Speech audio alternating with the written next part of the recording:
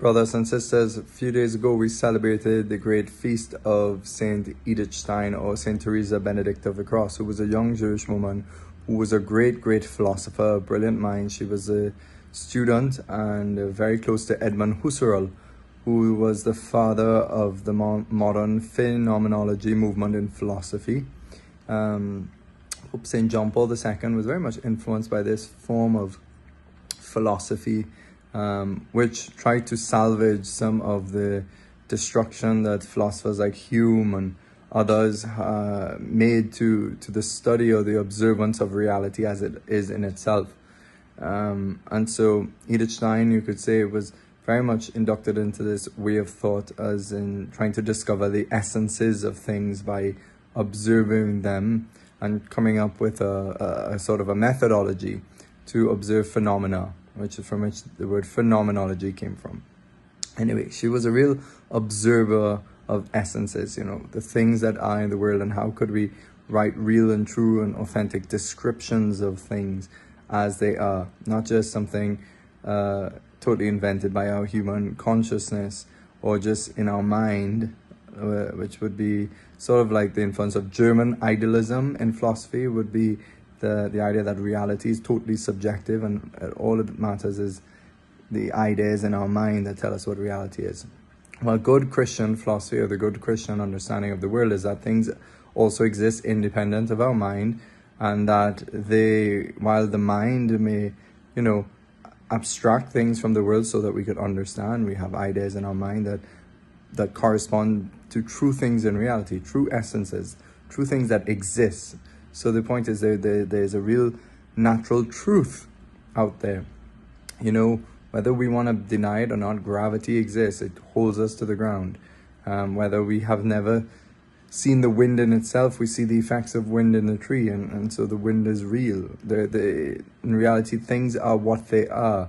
And yes, we might like to color it with our own subjective experience, or I might like to call the wind the rain, but that might be just our play on words. But at the end of the day, the wind is not the rain, and they're two separate essences, two separate realities. So this woman, Edith Stein, she was hungry for reality. And then one day, she was I think it was through the influence of the wife of another professor, she started to really experience the influence of Christianity. And she found herself praying one day the Saint Teresa of Avila, the great Carmelite, her book, one of her books.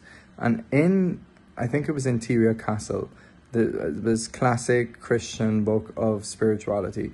And in reading it, she just said, after she finished reading it, she devoured it. She just said, very simply, this is the truth.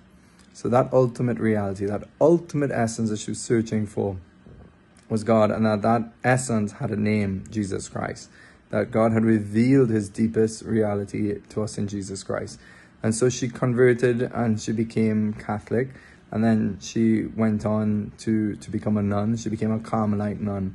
And she continued very much in her scholarly works. And when I was at university in Ireland, I studied some of her philosophy. So a very brilliant mind in the church. She eventually ended up giving her life for the faith in a deep way, because she was taken by the Germans. She was terminated in a concentration camp, and so because she was Jewish originally, and so her whole life is really marked by deep passion for the unknown, for the unseen God, I should say.